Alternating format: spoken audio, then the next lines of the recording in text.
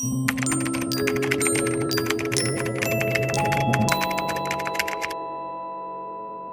just lost. They're finding their way. Where wala silang intention na saktan ka or ano. Sabi mo nga, wag mo silang i-challenge, wag mo silang hahanapin. Kasi talaga makikita mo yung sinisik mo. Diyan ka lang, dito lang ako. Ganon.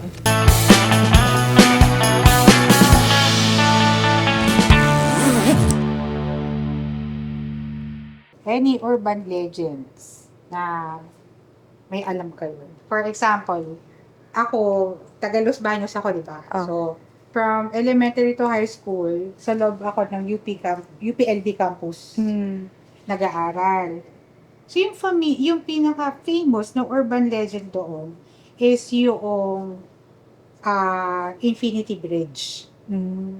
Yung Infinity Bridge na yun, pag talagang pinalas-malasan mo, kahit anong lakad mo at takbo mo, hindi ka makakaalis sa bridge na yun. Oh. Totoo? Yes, kasi may hihigit at hihigit sa'yo. Sa gitna pa lang. Ah, kaya Infinity Bridge. Sa tinawag na Infinity Bridge. So, yung Infinity Bridge kasi is parang tawiran siya from one building to another pag may klase ka. Oo. So, yun yung pinakamabilis na pathway to go there. So, may mga estudyante, syempre, may mga project, thesis, research, kinaabot ng gabi. Oh. So, one time, galing, I don't know, engineering student ata yun or whatever. Basta, papunta siya dun sa kabilang building kasi tapos na siya dito sa kabila. At inabot siya ng gabi. 11 p.m. Sabi niya, but alam niya yung balita about Infinity Bridge, pero wala siyang choice. Unang-una, nagtitipid, estudyante, ayaw gumastos ng pamasahe, and so, daan siya. Nalakad na siya kalagitnaan. Pansin niya, bakit kanina pa ako naglalakad? Hindi ako matapos. Parang tagal, siguro, in a normal day, malalakad mo kasi yung bridge, less than 5 minutes. Ando ka na sa dulo. Pero napansin niya, parang mahaba na masyado yung nilalakad niya, ba't hindi siya makaalis? My Oh my gosh. gosh. Ayun. Imagine, no, tas gabi pa yun, mag-isa lang siya. Oo. Pag syempre, observe siya, tingin siya sa paligid niya. Wala naman siya nakikitang kakaiba. Until may narinig siyang tumawa. Hala! Yun. So, yung tumawa siya, yung natrinig niya yung tumawa, babae daw. Doon na niya na-realize na paglalaruan na siya. Hello. So, ang ginawa niya, doon niya naisip, ba't di ako magdasal? Kasi wala siyang other way na para bang na naiisip na paano ako aalis dito. Nung nagdasal siya sa isip niya, doon, nakakarating siya sa dulo. Ay. Tapos yung tawa na gano'n. Praktisado. Yung tawa daw, hagik-gik lang talaga. Alam mo yung nang-aasar na tawa? Ehe. Ehe. Hindi, ganito. Oo, yung, alam mo yung parang tinutokso ka na alam, makakaalis ka dito. Feeling ko kung ako yun, baka umatras na lang ako pabalik. Share ko pa yung isa. Yung sa bridge din, pero ibang bridge na to. Hindi na yung kanina. Ano to? London Bridge? May... Yes, sa UPLB pa din. Marami kasing bridge dun eh. Connection ng mga building ba. Meron nung isang bridge na ayaw daanan ng mga jeepney driver pag gabi na. Umiikot sila ng ibang route. Ayaw talaga nila daanan. Pero I'm not sure kung ganun pa rin ngayon Pero yung during nung time ng mga bata-bata pa kami, iniiwasan yun ng mga driver. Yung bridge na yun kasi dati, marami yung puno na malalaki, matataas. Masukal talaga doon. Yung isang last round trip nung driver, bago siya umuwi, ikot muna siya. Baka kasi may estudyante pa, mga 11, 12. Yun yung last trip kasi. May sumakay daw sa kanya na babae. Tapos, sabi nung last trip na to, palabas na. Hindi na ako iikot sa iba, palabas na to. Yun. Kasi may iba kasi, malaki kasi UPLB. So maraming nilaraw. Pero doon, pag palabas na, as in, yung ruta na papalabas na talaga, wala nang ibang ikutan pa. Palabas na, okay. Sabi nung babae, opo. Tapos, magbabayad na. inabot ni ate yung 20 pesos na papel. Mm. Basa. Mm. Basa yung 20 pesos. Sabi ng driver, ano ba yan? Magbabayad na nga lang, basa pa. Mm. Tapos sabi niya, antay lang te ha, wala akong maisusukli. Mm. Kasi wala na talagang pasahero. So, siya na lang yung nakasakay. Oo. Siyempre, dun sa labas kasi ng UPLB, sa Grove, tawag dun sa, Grove, out of, sa UP Gate, doon marami nang sumasakay. Mm. Pabayan, pa-crossing, ganyan. So, doon niya balak ibigay yung sukli pag may sumakay na, pag may nagbayad na. Di, hindi naman sumasagot yung babae na okay lang po, wala. Di, sige. Patuloy lang sa pagdadrive si kuya. Tapos tinatanong pa ni kuya, para lang maaliw yung, kasi sila na lang dalawa eh. Mm. Sabi niya, minsan gabing-gabi na, sobrang late naman ata yung klase mo. Saan college ka ba? Bakit dito ka pa sa bridge sumakay? Hindi daw siya. Parang masyadong tahimik ata, walang sumasagot sa kanya eh. Tapos wala na siyang makita doon Sa sa front mirror. mirror. So, baka nga lang gabi na, kaya hindi niya makita. Mm.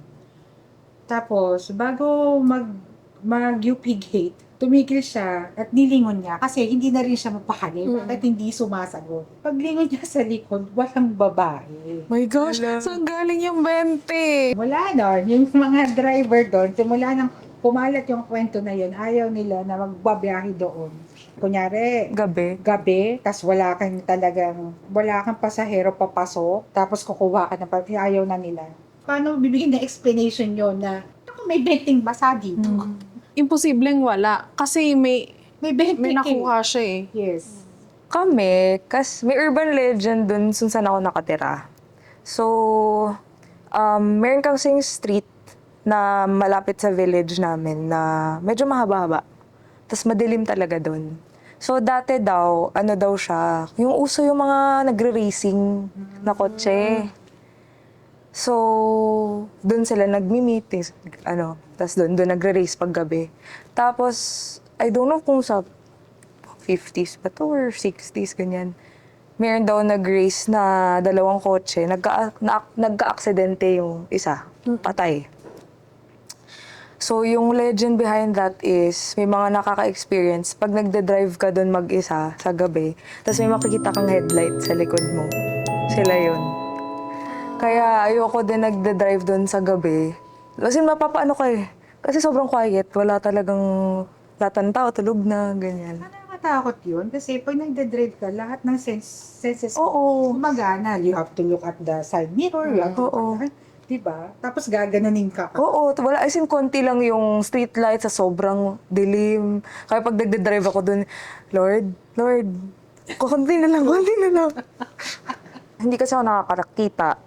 Nakakaramdam lang ako.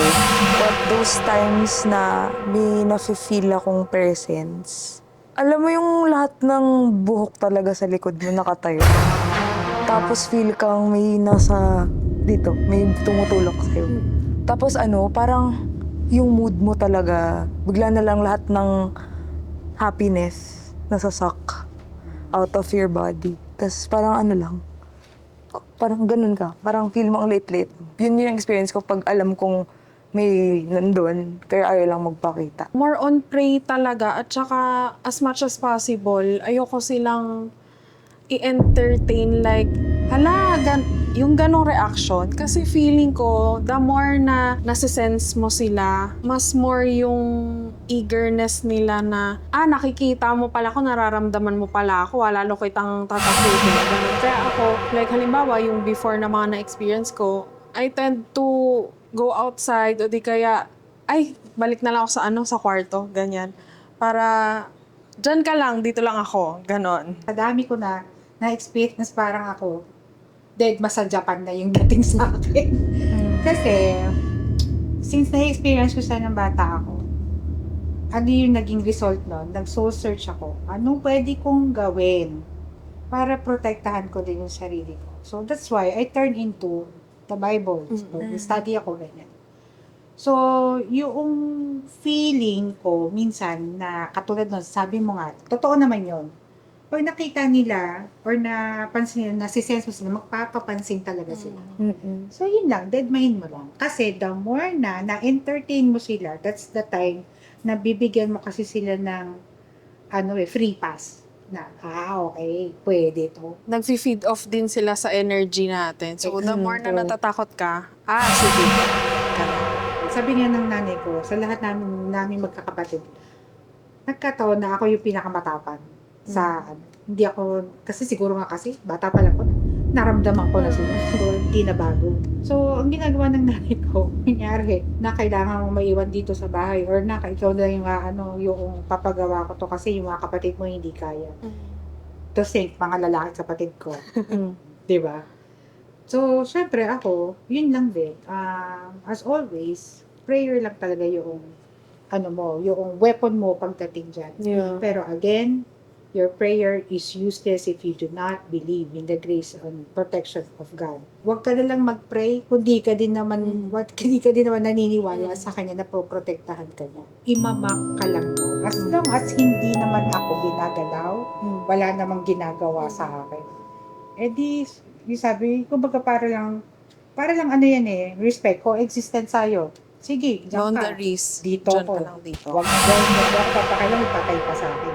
Kumbaga, I have gained this knowledge due to my study. I know how to fight back. Huwag tayong dumating doon. I respect you, respect me.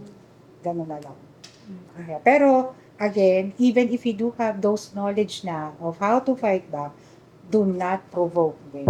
Tama. Yun Kasi, talaga. hindi talaga sila uurong sa hamon mo.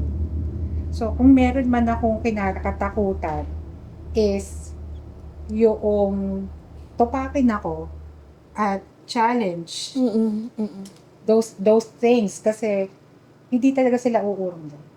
Speaking of mock talaga. Men's dorm, UPLB din. Brown out kasi madalas noon, mga 1990s to early 2000s. Meron dong mga estudyanteng babae na minsan naiiwan mag-isa sa room or kasi syempre yung iba umuwi umuwi ng probinsya, ganyan. Tapos may babae doon na paggabi na gusto niya maglinis ng katawan, mag-wash siya. Pagtingin niya doon sa mirror sa CR nila, may nakita siya na babae.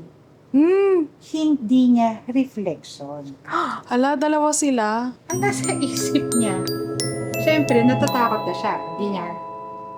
Nag-pray siya ng Hail Mary. Ito yung sinasabi ko sa inyo, do not pray unless you have the faith. So, since hindi malakas ang faith ni ate, ninak siya nung reflection. Oh my gosh! Praying the Hail Mary, the reflection is also praying. Pag nag-pray ka, make it sure na baon mo talaga sa faith mo yung armor. Why are you praying this? Kasi pwedeng gamitin ng kalaban yan sa'yo. Sinabi mo, yung fallen angels din yung mga yan. And they know sa ulo nila yan. Lahat ng prayers, lahat ng scripture, they know everything. Imagine mo. If meron akong greatest fear na masasabi, is yung manghina yung faith ko talaga. Kasi napalakas ko na siya eh. Ayokong bumalik dun sa dati na parang feeling ko kawawang-kawawa ako, wala akong magawa. Kaya continuous pa rin yung pagsisik ng guidance, pag-read ng Bible. Kasi kailangan mo yun eh, mauubos ka din kung wala kang baon. Kaya kailangan mo din siya palakasin. Alam ko mga ghost yung topic natin, mga ganyan. Pero hindi doon related yung greatest fear ko eh. Probably yung magko-continue on ako with life na mag-isa. As in, walang friends, walang family. As in, mag-isa ka lang. Parang feeling ko mababaliw ako nun na wala akong makausap, lahat ng thoughts mo nandyan. Pati si self maiinis kasi ikaw palagi wala kausap. kang magkausap. Ang daldal mo. Ang greatest fear ko is mamatay. Huh? Hindi naman sa gusto kong maging immortal, pero parang natatakot ako dun sa thought na alam kong wala na akong feelings noon pagdating ng time na yon. But yung mga maiiwan ko, like parang okay lang ba sila? Yung mga ina-expect ko bang pupunta, ay pupunta. Ay, hindi mo ano yun. Tsaka kung kung saan ako mapupunta. Ayun, one of the question kung ba't ako nag-soul search. Kasi dumating ako sa point na ayoko na, pagod na ako mabuhay. Saan ako pupunta agad pag namatay ako ngayon? Doon ba o doon? Kung gusto mo masagot yan, study ka ng Bible.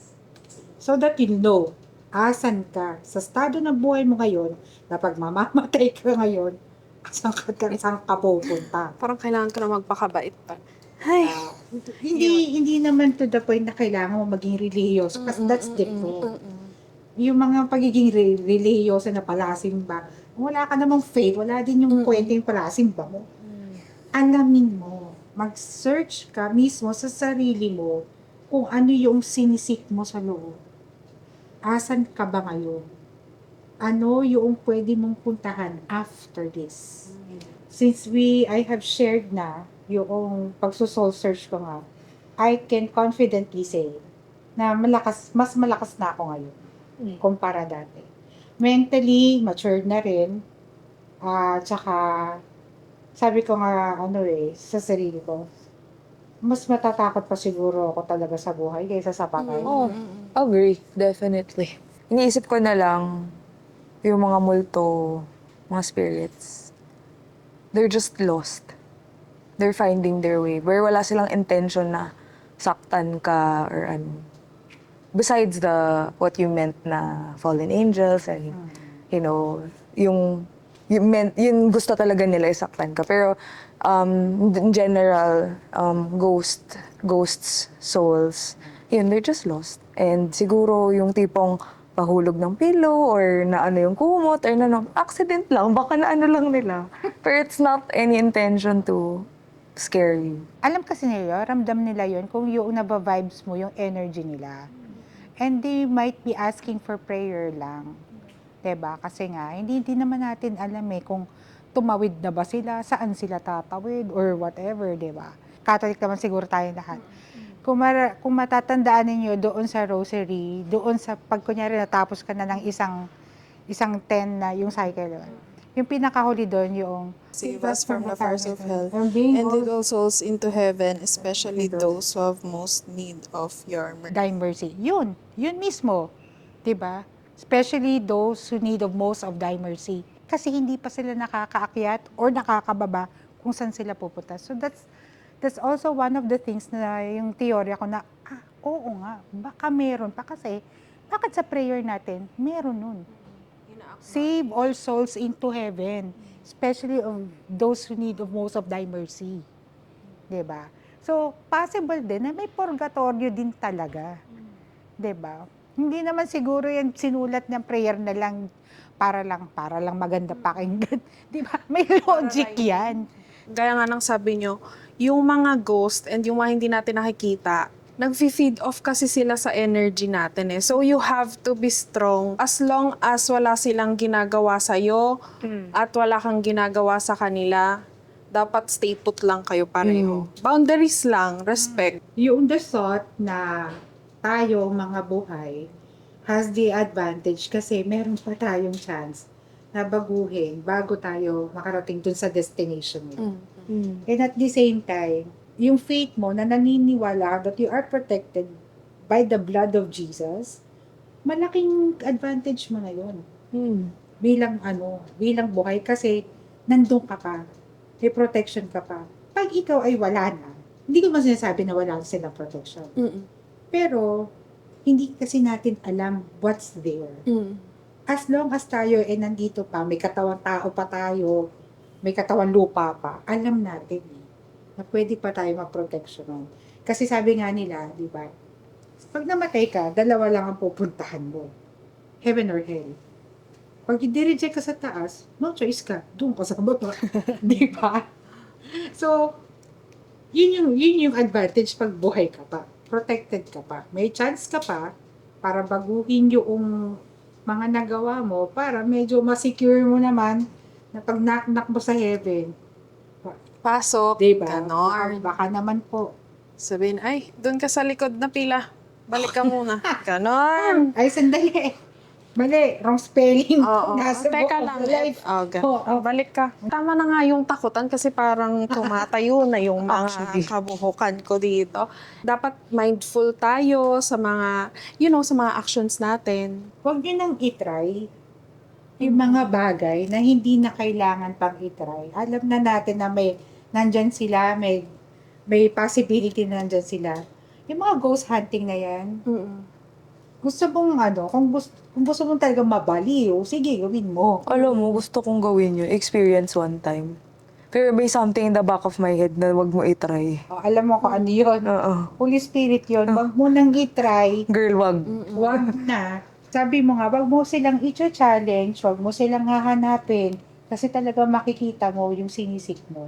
Hindi sila magdadalawang isip na, ay wag na, baka matakot ako. Wala yung pakialam sa'yo. Kaya ako ang masasabi ko lang talaga, kung hindi nyo kaya at kung hindi nyo kayang panindigan, wag na lang.